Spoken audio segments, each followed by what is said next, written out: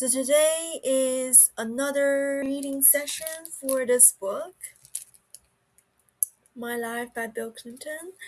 And I read some more, I took some more notes, and I will talk about it right now. So the first thing that stood out to me is Newt Gingrich quit. And Clinton now feels appreciate how Newt supported most of his foreign policy decisions. So when someone is like going away, you start to miss them, miss the good things about them. Back then, they were like fighting all the time. They even like knew it, even shut down the government. But now that he's going away, that Bill Clinton kind of feel like he really appreciate him. And then Iraq kicked UN inspectors out again. US is trying to resolve it. And then aid to Brazil, and then aid was given to Thailand, Indonesia, and Russia in the end. And then he made a trip to Tokyo and Seoul. Japan's new prime minister think he is interested in American style hands-on politics. And the Japanese people asked blunt questions like whether he visited victims of Hiroshima and Nagasaki, how Japan could get fathers to spend more time with their children like he and his daughter, how many times a month he have dinner with his family, how he was coping with all the pressure of presidency, and how he apologized to his family. So the Japanese people knows that he like cheated and did this really wrong thing, and then they're wondering how did he apologize to his family. And then in Seoul, he supported King Dam-jung's continuing effort to move beyond economic crisis and his outreach to North Korea. And then he supported economic development for Palestinians. And then at that time, around tens of millions of dollars was spent on investigating Clinton so far. Continue to live under impeachment probabilities, more peace process involvement of Palestine and Israel and Middle East, and then more Iraq, and then more impeachment back and forth. And then finally, the impeachment have started. And some people spoke for him, saying, "None of us is perfect." And kings and prime ministers of other countries all come to speak for him. And everyone made their presentation, and evidence was displayed. And then it's gonna take a while, so he started talking about other things. He started working really hard because he doesn't want to be impeached, so he didn't want to lose the impeachment, so he works really hard. So in 1999, the unemployment rate is the lowest since 1957, and he has new proposals.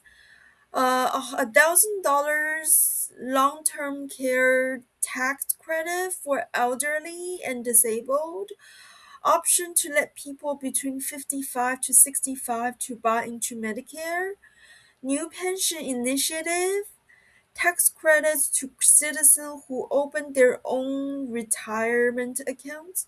So he wants to encourage people to open their own retirement accounts. And he argued that they should change the way they spend education aid to support what works and stop supporting what doesn't work. And then he gave more support to families and worked more on national security.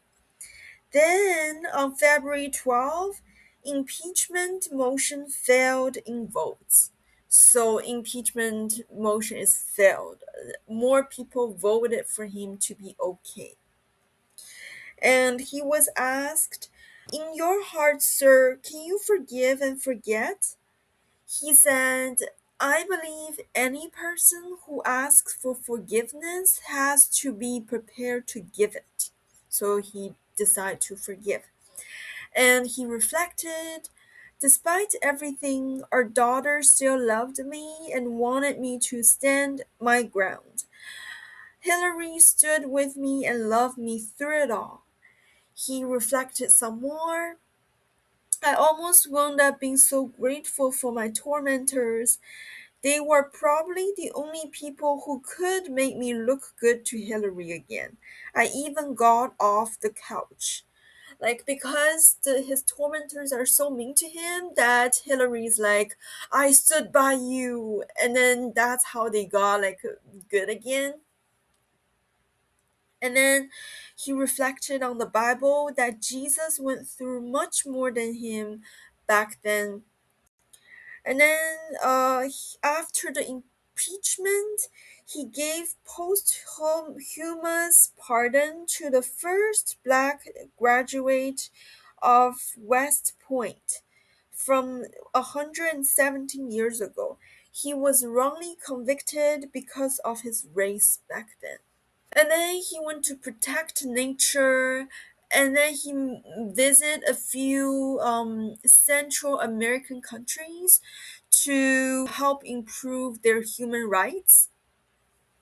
And then this important thing happened, that in Balkan, which is where Bosnia is, I'll link Balkan here and Bosnia here. So but this time is not about Bosnia. It's about a place named Kosovar. That Serbs is attacking Kosovar and doing ethnic cleansing, which is to kill anybody who don't believe what they believe.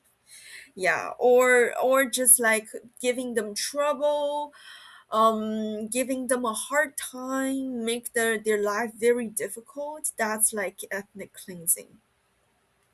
And then NATO was heavily involved and to make sure UN resolution were observed. Serbs doesn't want to agree with a NATO peacekeeping force, and Kosovars didn't want to agree unless they are guaranteed independence. Clinton team decided to write in the agreement in a way that would delay independence but also not denying it forever. And then Kosovar accepted the agreement, and then a bit on a person named Milo Civic. Milo Civic is the lead in political lead for Serbia and the country that attacked Bosnia back then. He's their lead when it becomes like communist. And then so Congress is against him and against ethnic cleansing because Milosevic stripped Kosovar of their autonomy, denied them their right to speak their own language, run their own schools, and govern themselves. And also, Serbs killing civilians, burning villages, drive people from their homes. By the time US take any action, 1 million people's driven out of their home by the Serbs. So the US people they bombed the Serbs military, but inevitably also hurt some of the people they're trying to protect. But much less people would be hurt because they take action. Yeah, so if they don't bomb their military and maybe accidentally hurt and kill a few like Kosovar people, like more tons of more Kosovar people will be killed by the Serbs. At the same time, U.S. dramatically increased financial support to neighboring country for them to accept refugees from Kosovar. Meanwhile, Chinese Premier Zhu came to White House regarding obstacles in China's entry into the World Trade Organizations. And Clinton, after deal with it, commented, "All of my team wanted China in the WTO this year."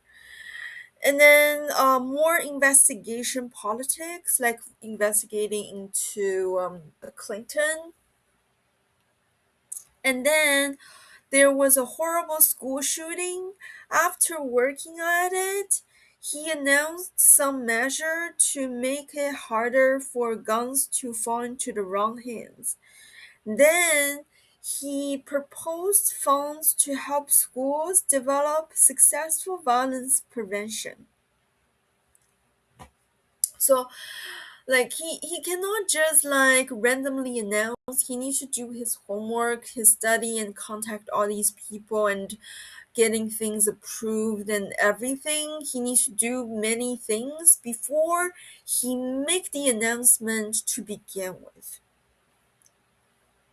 And then in May 7, they suffered the worst political setbacks of the Milo-Civic conflict when NATO bombed the Chinese embassy in Belgrade.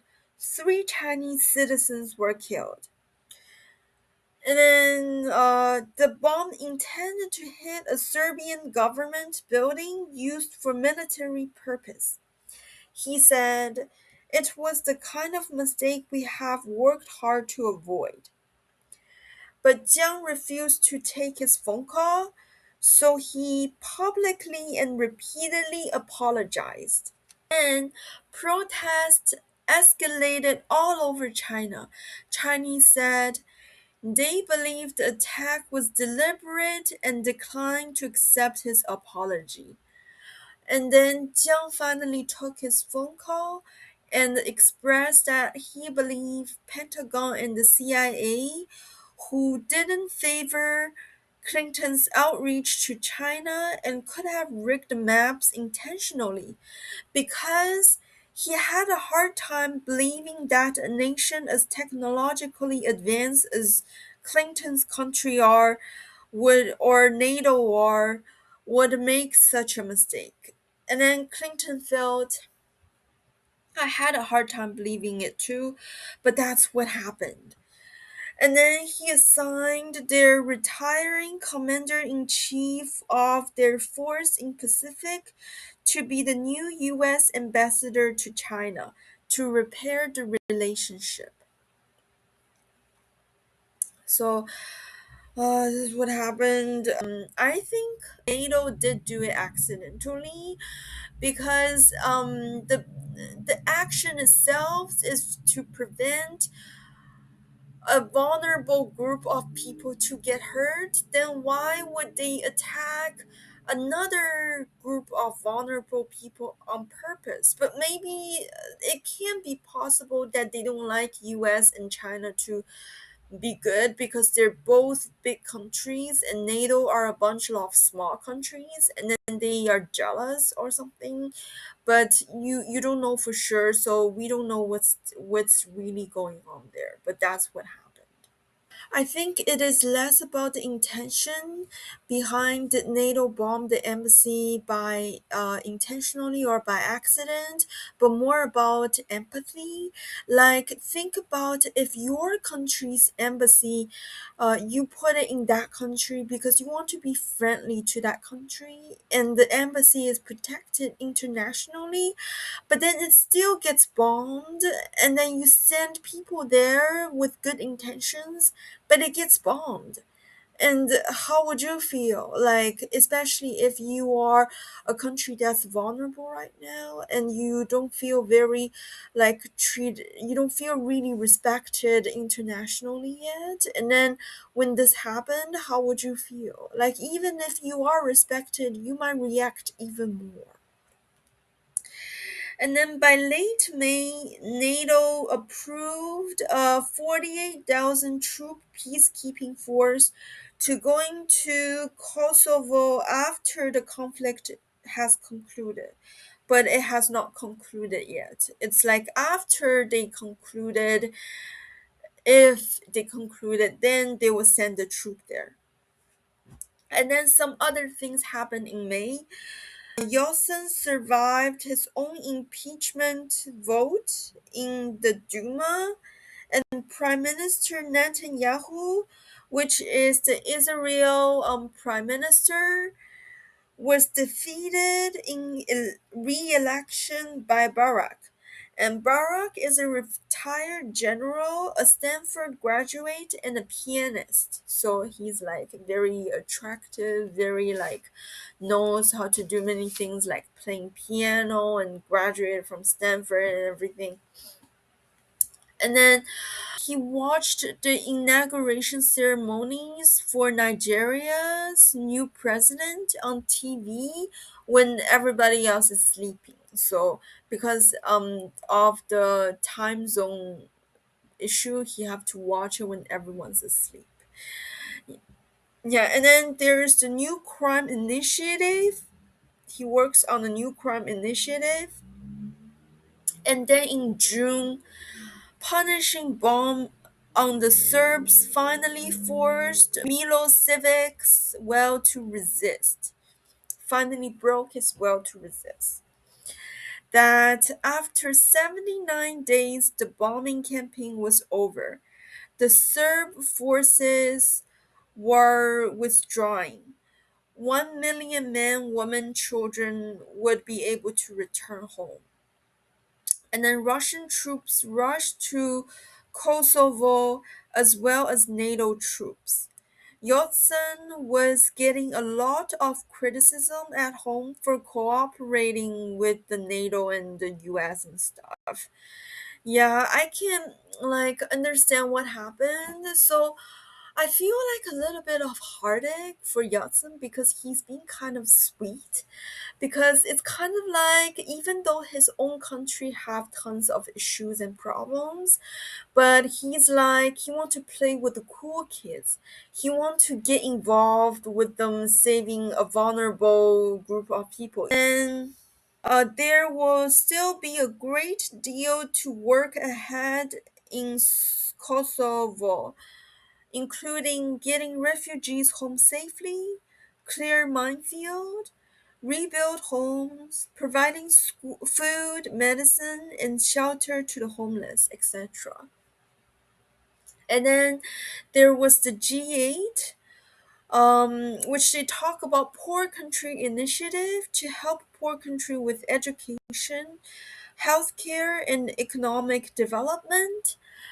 And then afterwards, Clinton reflected on his all the things that he did, and that the fight in between the investigation and the fight between them and Republicans, and then it was the end of the chapter. So that's as much as I read, and I'll continue to read this book.